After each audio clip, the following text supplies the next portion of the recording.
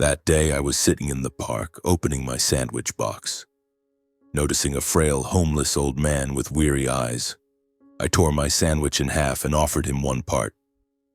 He quietly accepted it, then unexpectedly handed me a piece of paper with a phone number written on it saying only, "Call me when you truly need a way out." A few days later, I decided to call him and arranged a meeting. In a quiet cafe, he was already waiting, his gaze steady and resolute. He looked straight at me and said, "I know they've taken everything from you. Work with me. We'll make those people pay and take back what you've lost." In that moment, I realized that the opportunity to seek justice for myself and my newborn child had arrived. My name is Darren Banner. To help you understand why I'm sitting here facing a mysterious old man with piercing eyes and a haunting promise, I need to tell you my story from the beginning. From my earliest days, from the impoverished streets where I grew up with dreams bigger than the leaky rooftops. I was born in a working-class neighborhood in the Bronx, New York, where the smell of machine oil and the sound of truck horns blended into an endless soundtrack of life. Our small house was tucked away on a narrow street, with stained walls and a roof that leaked every time it rained. My father, Tom Banner, was a handyman. He had rough, calloused hands, yet they were remarkably skilled when wielding a hammer or wrench.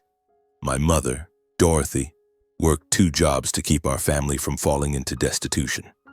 By day, she taught part-time at a nearby elementary school, and by night, she stood behind the counter at a small diner where the smell of grease and the clatter of dishes never ceased. Our home was cramped, with just a small living room, a tiny kitchen, and 2 bedrooms where the wind whistled through the cracks every winter. But despite the poverty, that house was always filled with love. I still remember the evenings when my father sat in his worn-out armchair telling stories of his youth, while my mother softly sang the songs she'd learned from her grandmother. They didn't have much, but they had me and I had them. That was all we needed. From a young age, I realized the harshness of the world outside. Once I accompanied my father to a mansion in an upscale neighborhood to fix some plumbing. The homeowner, a man in a glossy suit, looked at my father as if he were a stain on an expensive rug. He berated my father for being slow, even though my father had been working tirelessly for hours. I stood there, an 8-year-old boy, clenching my fists, feeling the blood rush to my face.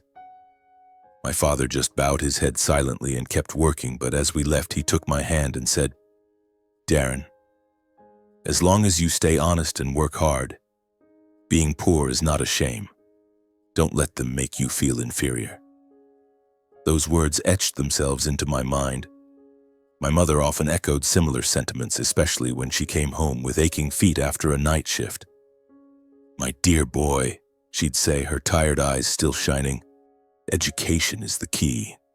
Study hard and you'll have a chance to change your life, not just for you, but for us too." I listened and absorbed her words. I knew I didn't want my parents to have to bow to anyone anymore. I wanted them to live a more comfortable life, free from worrying about every penny for medicine or electricity bills. I threw myself into my studies like a parched man searching for a stream. At school, I was always at the top of my class. Even though I wore hand-me-down clothes my mother patched up from my cousin's old things. I didn't care when the rich kids mocked my worn-out shoes or tattered backpack. I buried myself in books, math problems, and literature, believing it was the only way to escape poverty. Every night I studied under the dim light of a weak desk lamp while my mother sat beside me, checking my homework with a proud smile. My father would bring home old books discarded by his clients, stacking them in a corner of my room. "Knowledge is something no one can take from you," he said.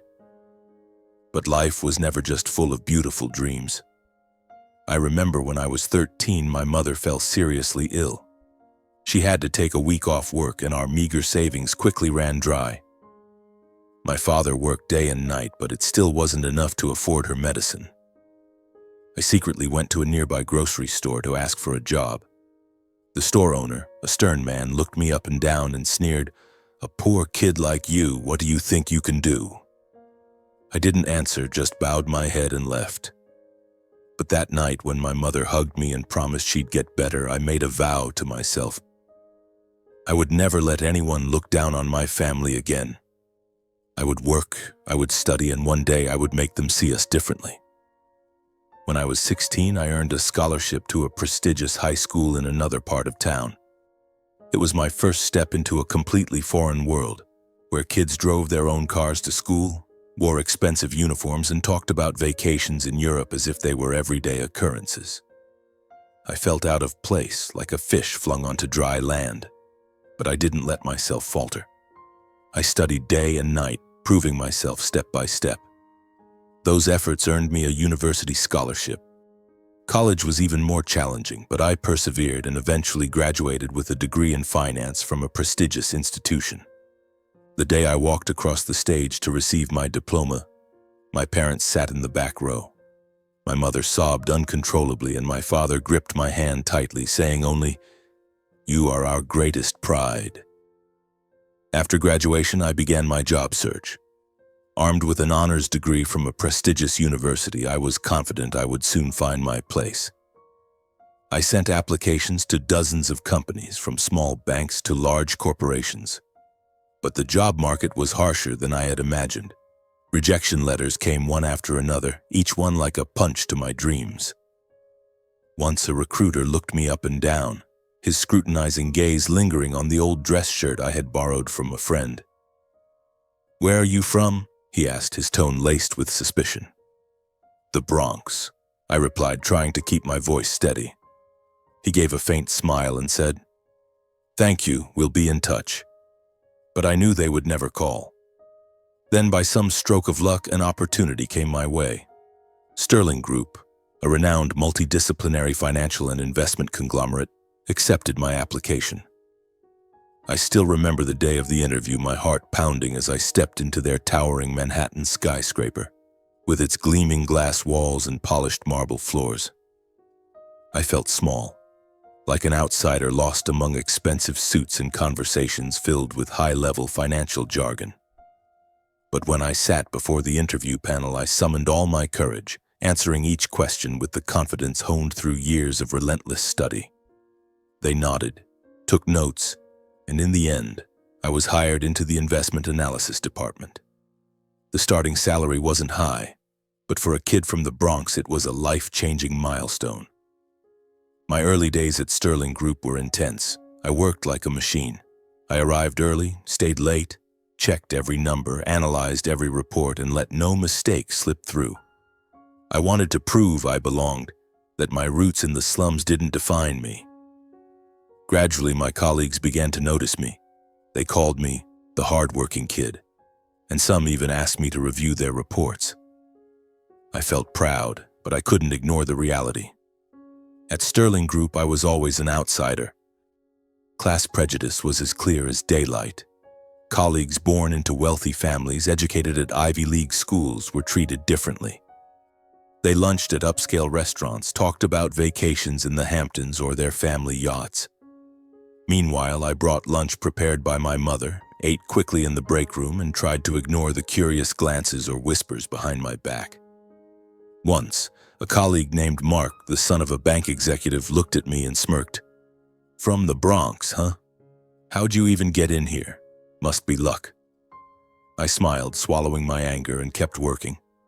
I knew that to survive here, I couldn't let emotions overpower reason. Still, the job at Sterling Group truly transformed my life. I rented a small apartment near the office for convenience, and with a steady salary, I began sending money home to my parents regularly. I still remember the first time I brought a new TV to our little house in the Bronx. My mother's eyes lit up as she looked at it, though she playfully scolded me, "Darren, you don't need to buy these things. As long as you're healthy and doing well, I'm happy." My father just patted my shoulder, saying nothing, but his eyes were filled with pride. I also helped pay for my mother's medicine and fix the leaky roof. For the first time in years, I saw my parents smile more often. Those moments made every ounce of exhaustion and every condescending glance at work worth it. I began to climb the ranks. From an analyst, I was entrusted with more significant projects and joined meetings with major clients. My boss, Mr. Harris, a stern but fair middle-aged man, once called me into his office and said, "Darren, you've got what it takes. Don't let anyone hold you back." His words were like a shot of adrenaline. I worked harder, learned constantly, and gradually became a key player on the team. Colleagues started to respect me, no longer calling me the kid from the Bronx. But not everyone looked at me with kindness. The two sons of the company's chairman, Roy Sterling and Bill Sterling, made it clear that class prejudice would never fade. Roy, the elder, was an arrogant man with slicked back hair and a voice dripping with condescension. Bill, the younger brother, was lazy, constantly relying on the family name to mask his lack of competence. Both looked at me as if I didn't belong in their world. Once during a team meeting, Roy deliberately asked about my background in front of everyone. "Darren, I heard you grew up in the slums, right? How does someone like you end up at Sterling Group?" The room fell silent, all eyes on me. I smiled calmly and replied, "I got here through ability, Mr. Roy. How about you?" A few colleagues chuckled, but Roy didn't. From that moment, I knew I had become a thorn in his side. Still, I didn't let it bother me. I kept working, visiting my parents on weekends, bringing groceries and stories about my job.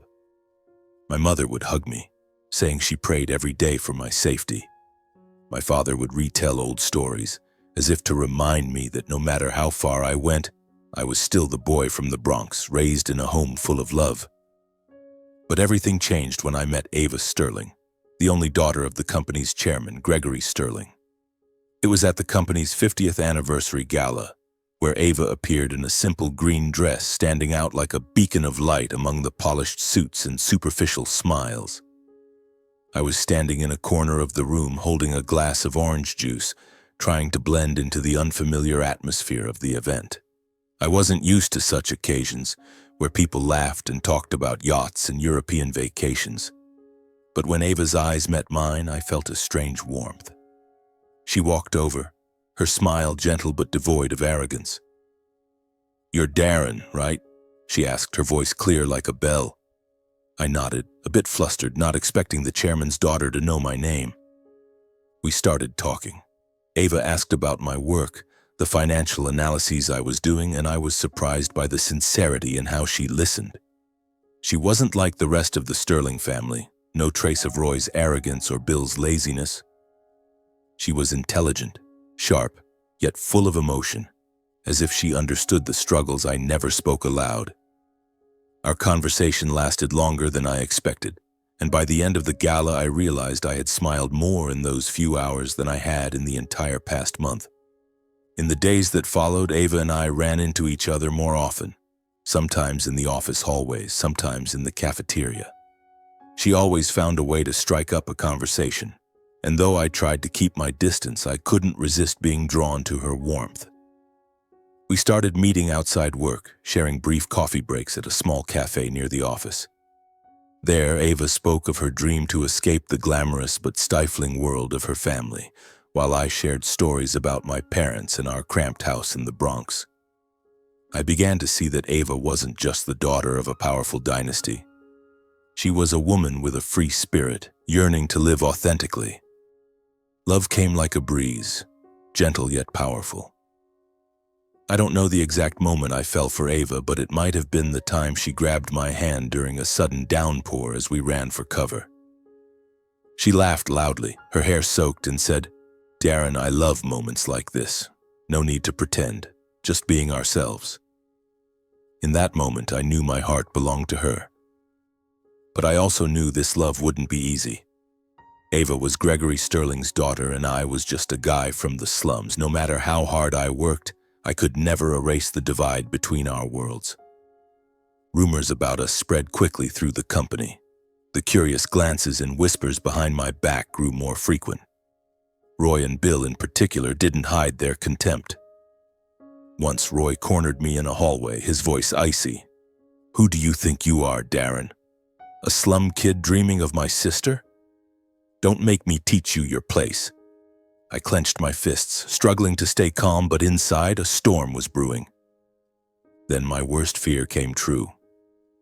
One afternoon, Ava called me to a park near the office, her eyes red but resolute. "Father knows about us," she said, her voice trembling. "He said if I don't end things with you, he'll fire you. Not only that, he threatened to cut off all my financial support." My blood ran cold. I knew Gregory Sterling was a powerful man who wouldn't hesitate to use any means to protect his family's reputation. But when I looked into Ava's eyes, I saw her determination.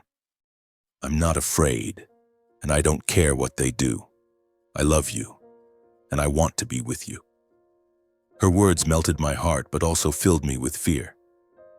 I didn't want Ava to lose everything because of me.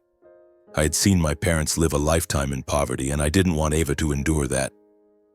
But she gripped my hand tighter than ever and said, "We'll get through this together, Darren. I believe in you." In that moment, I knew I couldn't turn back. I loved Ava, and I would fight to keep her by my side, even if it meant facing the world. We decided to get married despite all objections. When I proposed, Ava hugged me, tears streaming down her face, but a radiant smile on her lips. "Having you is enough," she said. But the Sterling family didn't feel the same. Gregory summoned me to his office, a grand room adorned with expensive paintings and windows overlooking Manhattan's skyline. He sat behind his desk, his gaze cold and piercing. "Do you think you're worthy of my daughter, Darren?" he asked, his voice low but commanding. "You don't belong in this world. If you persist, I'll make sure you lose everything, your job, your reputation, everything." I stood tall, meeting his eyes. "Sir, I love Ava, and I won't let anyone take her from me." 2 months later, we held our wedding in a small, simple but warm church. Only a few close friends, my parents, and my relatives attended. My mother, in a modest but carefully chosen dress, hugged Ava and said, "You're the pride of our family. Take care of my boy, okay?" Ava burst into tears, embracing my mother tightly. My father patted my shoulder, his eyes full of pride but tinged with worry. Not a single member of the Sterling family showed up. No blessings, no glances. They saw our marriage as a stain, a disgrace to the family, as Roy had once shouted in my face. After the wedding, Ava and I moved into a small apartment in the suburbs. It wasn't luxurious, but it was our home. Every night as Ava lay in my arms, I felt like the happiest man alive.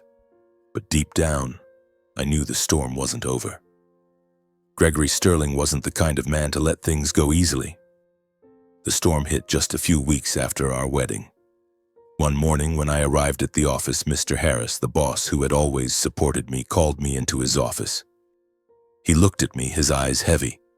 "Darren," he said, his voice low, "you're fired. It's an order from above. I tried to intervene, but no one can go against Gregory Sterling." I stood there, feeling as if the floor beneath me had collapsed. I wasn't surprised. I had anticipated Gregory's retaliation. But the sensation of having the job I had poured my sweat and tears into ripped away still cut like a knife through my heart. I returned to our apartment, trying to keep a calm expression so as not to worry Ava. But she knew. Ava always knew. She was sitting on the sofa, her eyes bright but filled with concern. "Darren, what's wrong? You're not okay, I can tell." I sighed, pulled her into my arms, and told her everything. She held my hand, gripping it so tightly I could feel the pulse of her heartbeat. "We'll get through this, Darren," she said, her voice resolute. "They can take your job, but they can't take our love." But the Sterling family wasn't done. Shortly after, Ava received a letter from her father. Gregory declared he was cutting off all financial support, bank accounts, credit cards, even her inheritance. "You chose a filthy pauper," the letter read, its tone as cold and sharp as a blade. "You will pay for your foolishness." Ava read the letter, her hands trembling, then tore it to pieces. "They're not my family," she said, tears streaming down her cheeks. "You and your parents are my real family." I held her, trying to hide the fear gnawing at my heart. I threw myself into finding a new job, sending applications everywhere from small financial firms to large corporations, but every time the doors slammed shut in my face.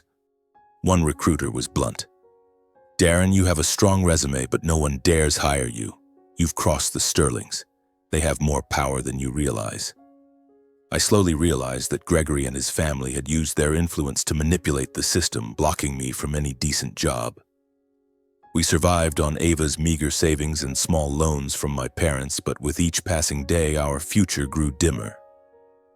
Amid those hardships, a spark of joy arrived unexpectedly. Ava was pregnant.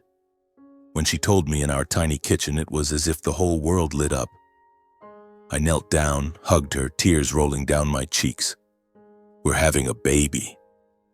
Thank God, I whispered, my voice choked with emotion. She smiled, placing my hand on her belly. A boy, she said, her eyes sparkling.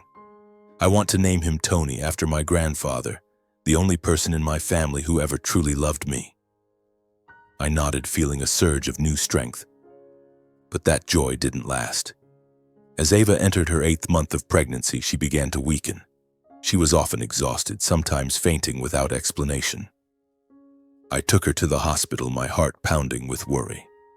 The doctors said she had a rare but dangerous pregnancy complication.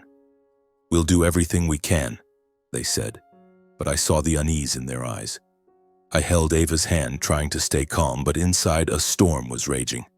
I couldn't lose her. I just couldn't. The day Ava went into labor, I stayed by her side in the delivery room, gripping her hand, praying with every ounce of faith I had left. But then, the doctor pulled me aside, his voice trembling. Darren, we have a problem. Ava's condition is critical. We may only be able to save the mother or the child. The world seemed to collapse beneath me. Save Ava! I nearly shouted, my voice breaking with desperation. Save my wife, please! In a panic, I rushed back to the delivery room. Ava lay there, her face pale, her breathing faint. She seemed to sense something. She struggled to open her eyes, her trembling hand reaching for mine, whispering, Darren, you have to save our baby. Promise me you'll protect Tony. I shook my head, tears falling like rain, unable to accept the thought of losing her. But Ava squeezed my hand tightly, her voice weak but resolute. Let me do this for our child. You have to be strong for Tony. I collapsed beside her bed, sobbing like a child. Every second felt like a death sentence. Then the doctors made their final decision. Tony was born, a tiny but healthy boy with clear eyes just like his mother's. But Ava, the woman I loved more than life itself, was gone forever. I sat motionless, holding Tony in my arms, feeling my heart shatter. She had sacrificed everything to give our son life, and I, helpless, could do nothing to save her. Ava's funeral took place on a rainy day. I stood by her coffin, trying to keep myself from breaking down. My parents came, standing silently beside me, my mother holding Tony and weeping. The Sterling family showed up too, but not to mourn. Roy approached, his eyes full of contempt. This is the result of your stupidity, Darren. That child is a stain, a filthy bloodline. Bill stood nearby, smirking. You should get out of here before things get worse. Even Gregory, with his icy demeanor, looked at my parents and said, Your family is a disgrace, raising a son who dared to taint the Sterling bloodline. My father bowed his head, holding my mother's hand, trying to stay calm. My mother clutched Tony tighter, as if shielding him from those venomous words. I stood there, blood boiling but powerless to act. Deep within me, a fire began to burn, not of hatred, but of determination. I swore I wouldn't let the Sterlings continue to trample on the people I loved. I would protect Tony, and I would make them pay for what they had done to Ava, to me, and to our family. After the funeral, I brought Tony back to my parents' small house in the Bronx. The apartment Ava and I had called our home was now just a painful memory. I couldn't afford to keep it, nor could I bear to face the walls that still held her warmth. My parents welcomed us without a word of reproach, only silent hugs and eyes filled with sorrow. My mother, with her frail hands, cradled Tony and sang to him in the same clear voice she used to sing to me when I was a child. My father quietly fixed up an old crib in the corner of the house, the one he had made for me 30 years ago. "Stay here, Darren," he said, his voice low but firm. "Family is for leaning on each other." But I knew I couldn't rely on my parents forever. They were getting old, their health declining, and their meager savings were barely enough for their medicine and living expenses. I had to stand up to find a way to provide for Tony and care for my parents. I began the job search again. I knew the Sterlings had used their influence to ensure I wouldn't find any decent-paying job in New York. So I turned to odd jobs, delivering packages, waiting tables, even working as a night security guard at a supermarket. Every day I left home before the sun rose and returned when Tony was already asleep in my mother's arms. The little money I earned was just enough for Tony's formula and to cover the utility bills. Some nights I sat by his crib watching his tiny face and felt an indescribable pain. Tony had Ava's eyes, bright, gentle, and full of life.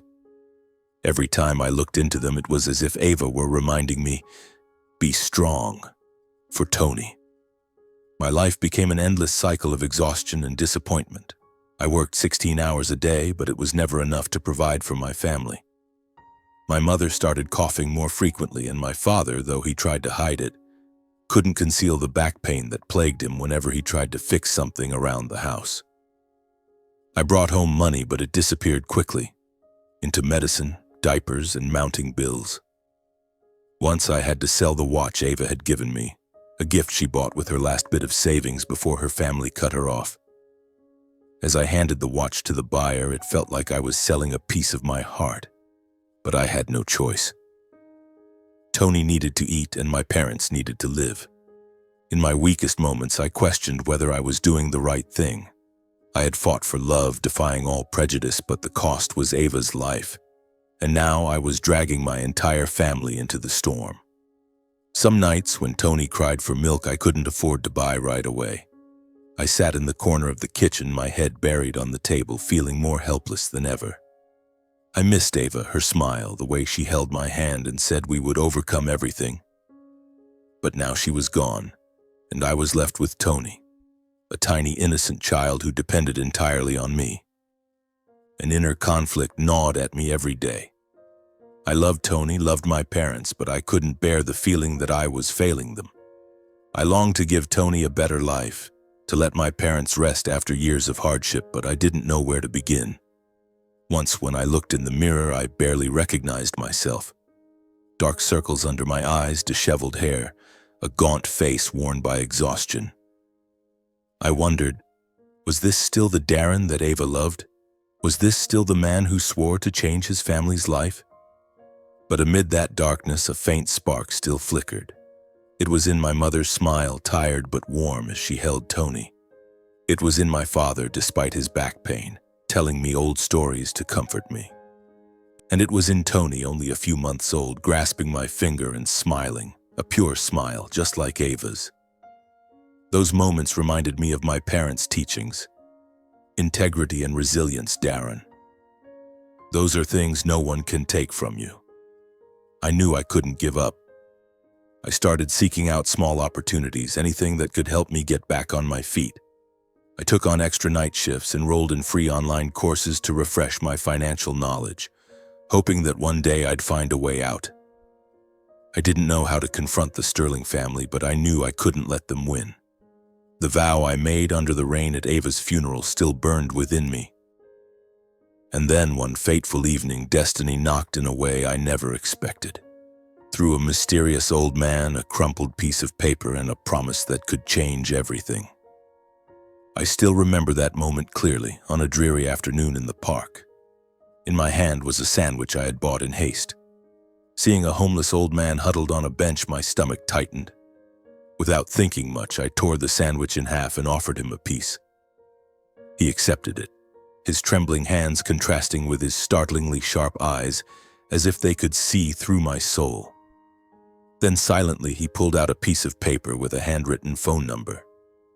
"Call me," he said, his voice low and enigmatic, "when you truly need a way out." I tucked the paper into my pocket, thinking it was just an odd gesture of gratitude. But when I returned home, exhausted after a night shift, I couldn't stop thinking about his words. A way out, something I craved more than anything. That night I sat in my parents' small kitchen, the dim yellow light casting shadows on the crumpled paper. Tony was fast asleep in the next room. My parents had gone to bed, but I knew my mother only slept in fits and starts to watch over Tony, while my father hid the back pain he felt while fixing our leaky roof. I couldn't let them keep living like this. Couldn't let Tony grow up in the same poverty I had. I picked up the phone, my fingers hesitating over the keys. Finally, I dialed the number, my heart pounding as if I were standing at a fateful crossroads. The phone rang a few times before a calm, deep voice answered. "I've been waiting for your call." I took a deep breath, trying to keep my voice steady.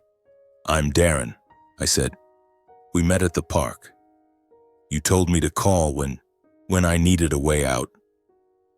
The old man chuckled softly, a dry but not unkind sound. "Meet me tomorrow at the cafe on 5th Street, 10 a.m. Don't be late." Then he hung up, leaving me with a flood of questions and an eerie feeling, as if I had just stepped into a game whose rules I didn't yet know.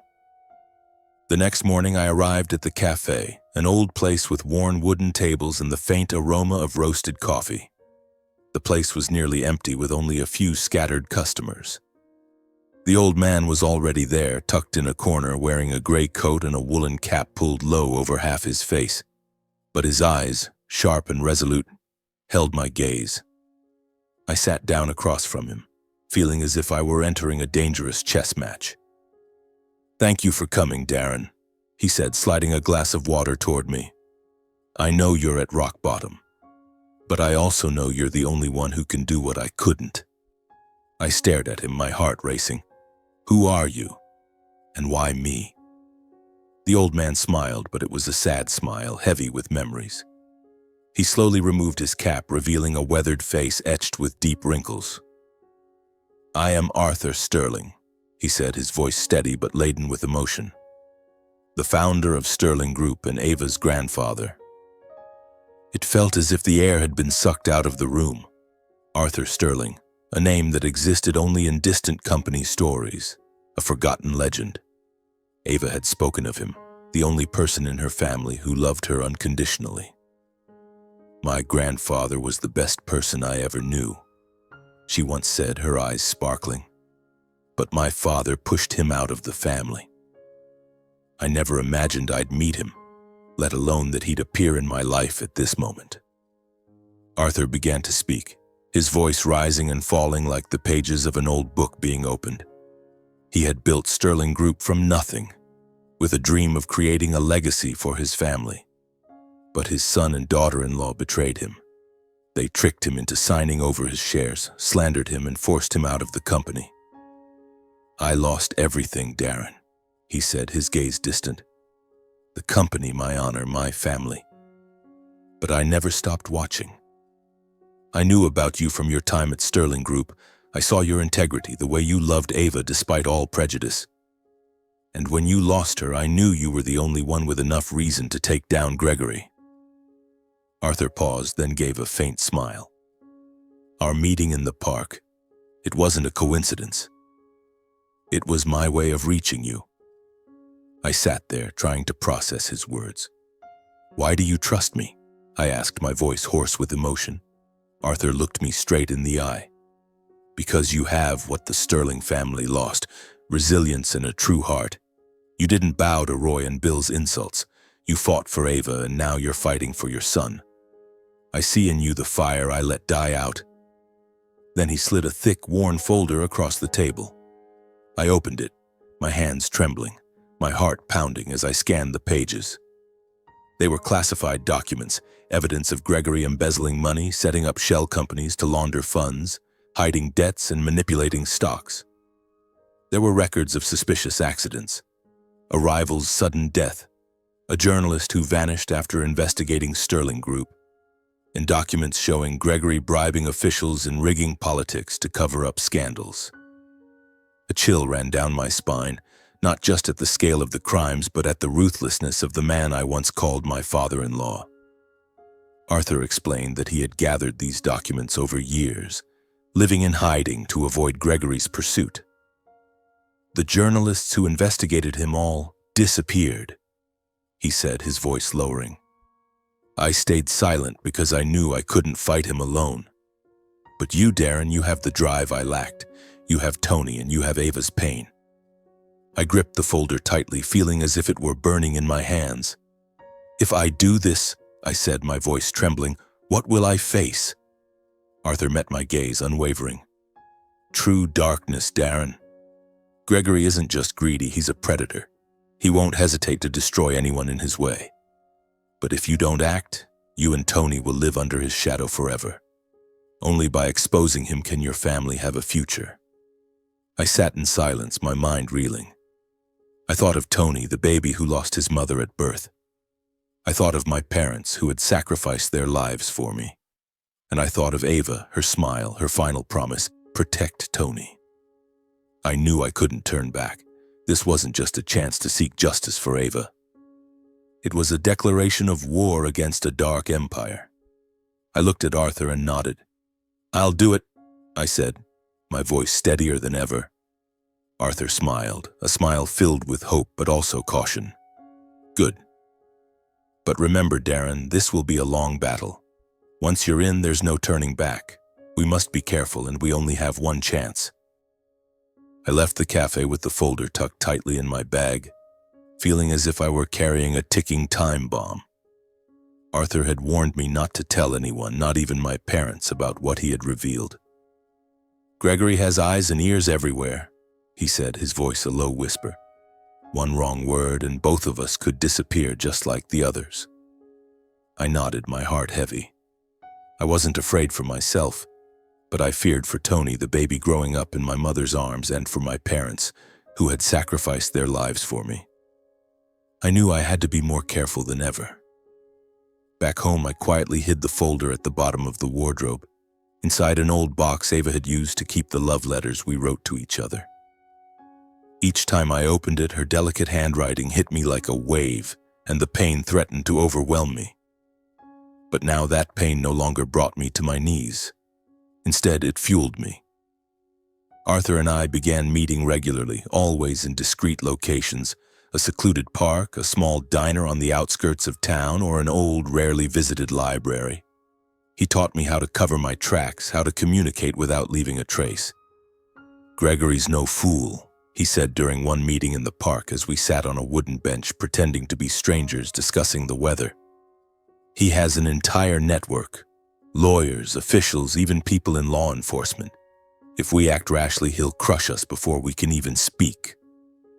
I listened intently, absorbing every word. Arthur explained that the documents he had given me were only copies, internal records he had collected over years.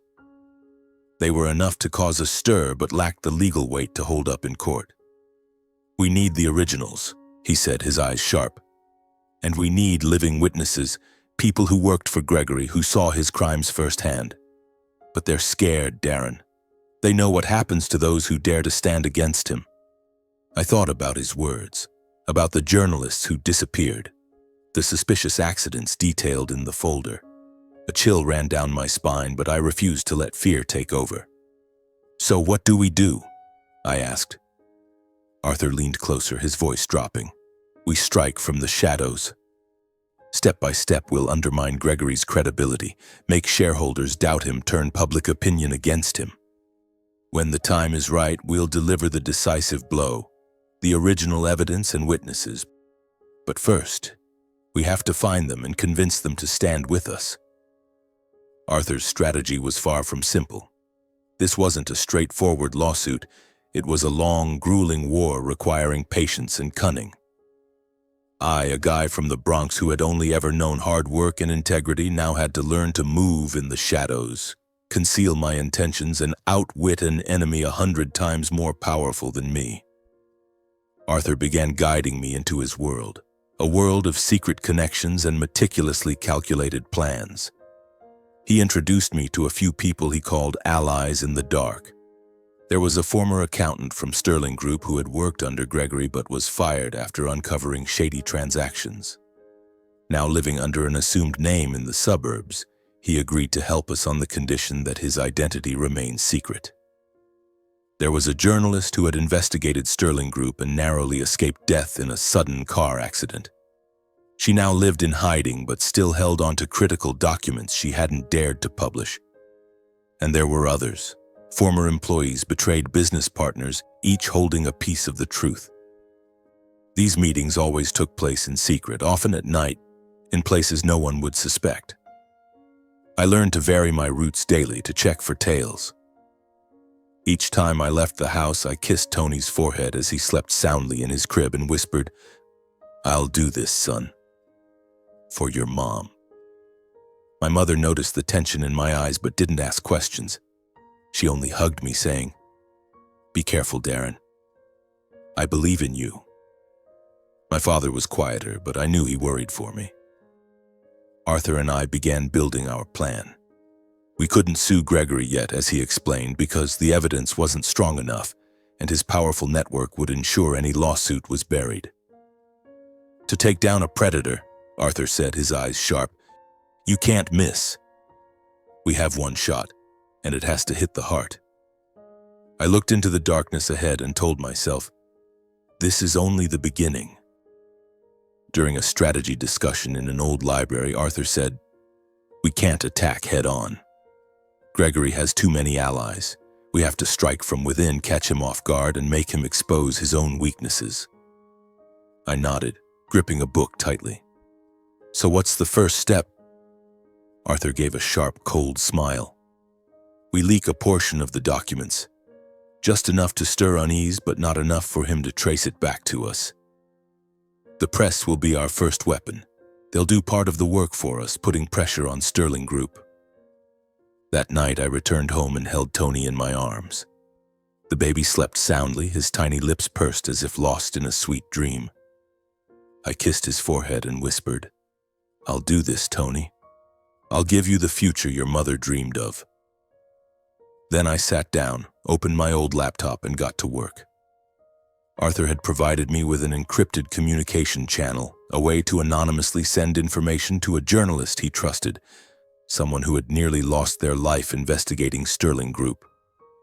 I selected a document from the folder, an internal report about a shell company Gregory used for money laundering, along with a few notes about suspicious transactions. I didn't sign my name or leave any trace. When I hit send, my heart pounded as if I had just fired the first shot in a war. A few days later, I saw the results. A small article appeared in a reputable financial newspaper with the headline, "Sterling Group. Is there something shady in their financial reports?" The article didn't name Gregory directly, but it cited figures from the document I had sent, raising questions about the company's transparency. I read it in the corner of my parents' kitchen, feeling a surge of adrenaline. For the first time, I felt like I was no longer a victim. I was fighting back. But Sterling Group's response came faster than I expected. Gregory, backed by his formidable PR team, immediately held a press conference. I watched it on TV while my mother cradled Tony in the living room. Gregory, in an expensive suit, stood before the microphones, his voice as smooth as a seasoned politician's. "These allegations are baseless," he said, his eyes cold and piercing. "This is nothing but a ploy by competitors to undermine the confidence of our shareholders and clients. Sterling Group has always been transparent and committed to its values." Roy and Bill stood behind him, nodding like puppets, but I could see the tension in their eyes. Arthur called me right after, his voice excited but cautious, through a secure line. "You did well, Darren," he said. "This is just the first stone thrown into the lake. The ripples will spread, but we must be patient. Don't let them trace it back to you." I nodded, though he couldn't see me. "They won't find me," I said, my voice resolute. But deep down, I knew danger was closing in. In the days that followed, the ripples began to spread. Smaller shareholders of Sterling Group, those outside Gregory's control, started asking questions. A few more articles appeared, digging deeper into the irregularities in the financial reports. The media began to take notice, and I saw Sterling Group's name in headlines with increasing frequency. Arthur and I stayed hidden, watching from afar like shadows in the dark. Each time we met, I learned more about covering my tracks and sending information without leaving clues. But my life was still far from easy. I continued working odd jobs, racing against time to provide for Tony and my parents. Some nights after returning from a shift, I sat by Tony's crib watching him sleep peacefully and felt a creeping fear. I was taking on an empire, and if I failed, it wouldn't just be me who suffered. My entire family would pay the price. But then I thought of Ava, the way she held my hand and said we'd overcome everything. I remembered Arthur's words. We only have one shot, and I told myself I couldn't stop. I continued leaking documents, small pieces at a time, like drops of water overflowing a glass. A report about a secret loan, an internal email revealing Gregory's bribery of an official. Each document was a bullet fired from the shadows, aimed at the heart of Sterling Group. I didn't know if Gregory suspected anything yet, but I could feel the tension in the air. Once, while passing a newsstand, I saw Roy on the front page with the headline, Sterling Group Chairman's Son Suspected in Fraud. I stopped, my heart racing, and bought the paper. The article didn't mention me or Arthur, but I knew we were shaking their empire. Arthur and I met again in a small diner on the outskirts of town, where the dim lighting and sparse crowd ensured no one noticed two men sitting in the corner. He looked at me, his eyes a mix of pride and worry. You're doing well, he said, but from now on things will get more dangerous. Gregory won't sit idly by. I nodded, my hands clenched. I'm ready, I replied, though a formless fear still stirred within me. But I wouldn't stop until they paid for what they had done. As a series of articles continued to be published, the atmosphere at Sterling Group began to shift. I no longer worked there, but through the few old friends I had left, I heard whispers of unease within the company. Shareholders started raising questions at meetings, demanding explanations for the suspicious figures in the financial reports. Gregory, with his formidable team, tried to extinguish the flames with polished statements and lofty promises.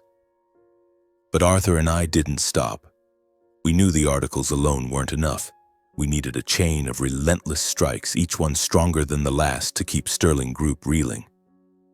I began working with a small group of journalists Arthur trusted. They were people who had been threatened by Sterling Group, carrying both fear and determination in their hearts. One of them, Anna, had nearly lost her life in a car accident she believed Gregory had orchestrated.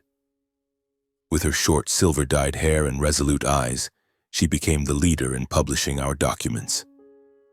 I've been waiting for this day for a long time, she said when we met in a small Brooklyn apartment where she lived under an assumed identity. But Darren, you have to understand that once we do this, there's no turning back. Gregory will come after us. I nodded, my heart pounding. I know. Then one morning I turned on the TV and saw Sterling Group's name plastered across every news channel. A major newspaper had released a series of investigative articles with the headline, Sterling Group Scandal, Corruption and Cover-Ups at the Pinnacle of Power. The articles cited testimony from a former employee in the accounting department who had witnessed Gregory manipulating figures to hide debts. This was the person Arthur had convinced to come forward under the promise of anonymity. A media storm erupted. Articles sprang up like mushrooms after rain, from financial journals to national news outlets. Each day brought new revelations. A shell company exposed, a suspected bribe to an official, a partner pulling out of a deal with Sterling Group over scandal concerns. The company's stock price began to plummet, and I heard that major shareholders were holding secret meetings, demanding answers from Gregory. On social media, the news spread like wildfire, with thousands sharing articles and questioning the company's transparency.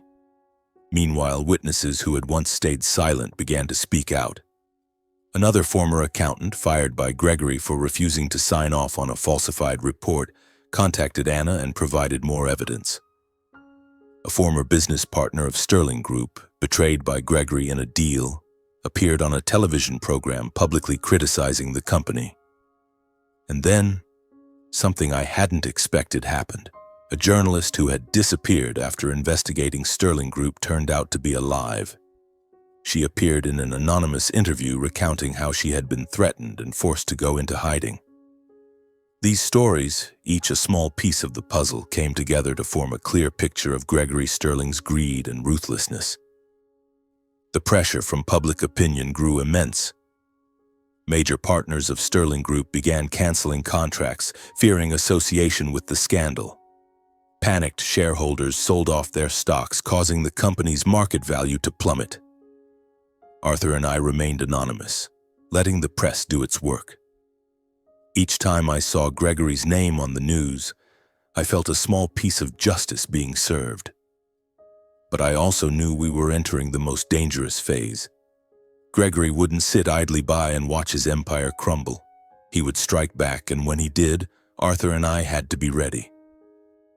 In the days that followed, the news was dominated by reports about Sterling Group, with increasingly sharp headlines.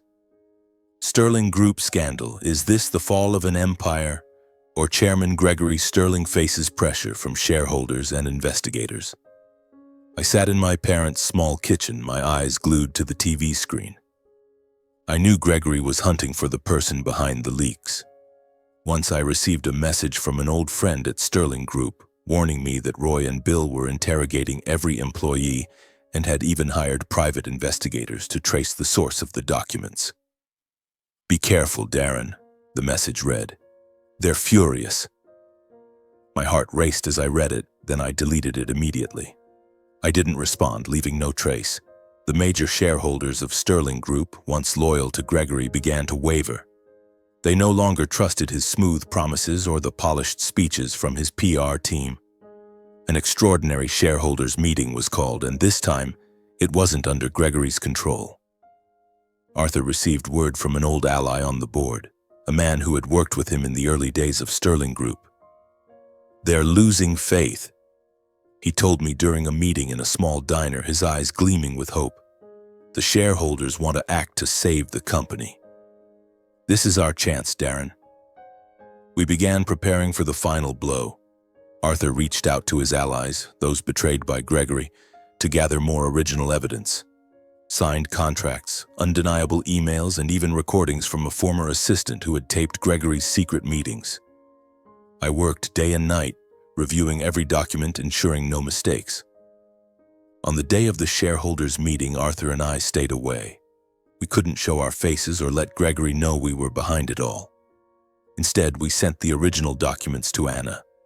With a courage I couldn't help but admire, she passed them to a group of major shareholders and an investigative agency. As the meeting began, the atmosphere in Sterling Group's conference room was like a powder keg ready to explode. I watched the meeting live through a secret link Anna provided. Gregory stood at the podium trying to maintain his composure, but I could see the tension in his eyes. The shareholders, usually silent and compliant, now stood up, confronting him with pointed questions. An older man representing a major investment fund held up a stack of documents, the very evidence we had sent. "Mr. Sterling," he said, his voice ringing through the silent room, "how do you explain these funds? The shell companies? The bribes recorded in your own emails?" The room erupted in whispers and stunned glances. Roy and Bill, seated beside their father, turned pale. Gregory tried to respond, his voice trembling but still laced with arrogance. "This is slander," he declared, losing his composure. "These documents are fabricated, spread by competitors to bring me down." But no one believed him anymore. Another shareholder stood and played a recording, Gregory's unmistakable voice discussing a bribe to an official to cover up a scandal. The room fell silent, the only sound Gregory's ragged breathing through the microphone. Then something I hadn't anticipated happened. A major shareholder, once a close ally of Gregory, stood up and proposed a vote of no confidence. "We cannot let Sterling Group collapse because of one man's greed," he said. "I move to remove Gregory Sterling and his 2 sons from the board immediately." Applause broke out, loud and resolute. I felt a rush of adrenaline, unable to believe what was unfolding. Gregory tried to shout, to regain control of the crowd, but no one listened anymore. The vote happened quickly and the results were announced. Gregory, Roy, and Bill were removed from the board. A temporary board was formed, pledging full cooperation with investigators to uncover every scandal. Gregory and his family were now under intense scrutiny. Investigative agencies swooped in, combing through every transaction, account, and email to trace the embezzlement, money laundering, and financial fraud we had exposed. I imagined Gregory's face, once arrogant and untouchable, now facing suspicious stares and unavoidable questions. In the days following the shareholders' meeting, the atmosphere in New York seemed to tremble with the storm we had unleashed. The press was relentless, churning out story after story. Meanwhile, Gregory, Roy, and Bill were summoned before investigative agencies, and I heard they had hired a team of high-priced lawyers to salvage their reputation. But this time, no one could cover up the truth. The evidence we provided, emails, forged contracts, recordings, was too clear, too sharp to be dismissed. Another shareholders' meeting for Sterling Group was scheduled, and this time Arthur decided it was time for us to step forward. "This is our chance to close the past," he said, his voice low but powerful. "I'll tell my story and you'll tell yours. They need to know who's behind all this." I clenched my fists, feeling as if I stood at a fateful crossroads. The meeting took place in a grand Manhattan conference hall with gleaming glass walls and an atmosphere as tense as a courtroom. Arthur and I arrived early, standing in a corner, observing the crowd of shareholders, reporters, and members of the interim board. Gregory, Roy, and Bill were absent, under investigation and barred from attending. As the meeting began, a few longtime shareholders immediately noticed Arthur. Though he had left the company years ago and his name seemed relegated to memory, the legend of Sterling Group's founder still lingered in whispers.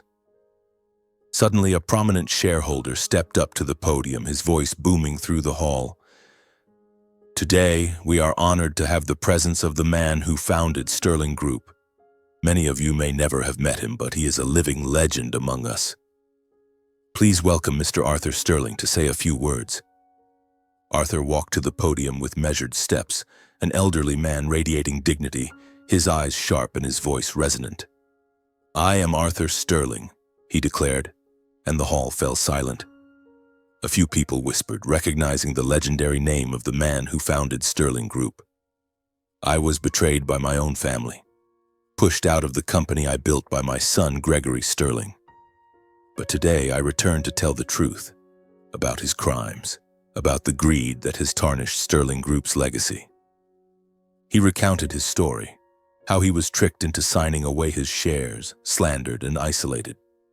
He spoke of his years in hiding, gathering evidence, waiting for the chance to reclaim justice.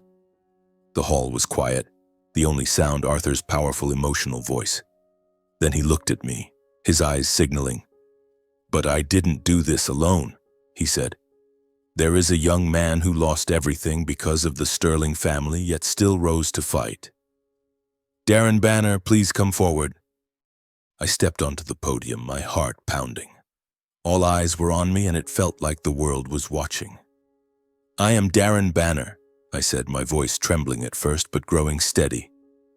"I was once an employee of Sterling Group, humiliated by Gregory Sterling and his sons for my humble background. I loved Ava Sterling, and she sacrificed everything to give us our son Tony. But the Sterling family took her from me, took my job, and tried to take my son's future." I told my story, about my love for Ava, the Sterling family's opposition and retaliation, her death, and the months I lived in despair. I spoke of our fight in the shadows, the documents Arthur and I had leaked, the witnesses who had come forward. "I didn't do this out of hatred," I said, looking directly at the crowd. "I did this for justice, for Ava, for my son, and for everyone the Sterling family has trampled." The hall erupted in applause. Tears streamed down my cheeks, not from sadness, but because, for the first time, I felt I was no longer alone. The shareholders, once silent under Gregory's reign, now stood, voicing their support. The press captured every word, and I knew our story, Arthur's and mine, would spread far and wide. We were no longer shadows. We were victors. I knew that somewhere Gregory, Roy, and Bill were watching the meeting on a screen, and I imagined their faces, stunned, furious, realizing that the one who brought down their empire was me, Darren Banner, the penniless pauper they once mocked. Arthur's honor was restored, and he was invited to rejoin the board as an honorary advisor. But he declined, looking at me with a proud smile. "You're the one who should lead, Darren," he said. "You have the heart and the ability Sterling Group needs." In a surprising decision, the board offered me a position on the new leadership team as CEO. I was stunned, unable to believe that I, a guy from the poor streets of the Bronx, had been recognized and seen. After my appointment, I moved my parents to a new home. Not extravagant, but comfortable enough for them to live without worrying about medical bills or a leaky roof. Tony, my little boy, began growing up in a loving environment with better care and nourishment. My mother still told him night stories every night, and in those moments my heart was warmed beyond measure. Each morning when I looked in the mirror, I no longer saw a broken man with dark circles under his eyes. Instead, I saw a father, a son, and a man who had fought relentlessly for justice. I had kept my promise to Ava, to Tony, and to myself. But more importantly, I wanted to send a message to everyone still struggling in the shadows. Hold fast to your integrity, stay resilient, and never give up. Justice may come late, but if you keep fighting, it will surely come.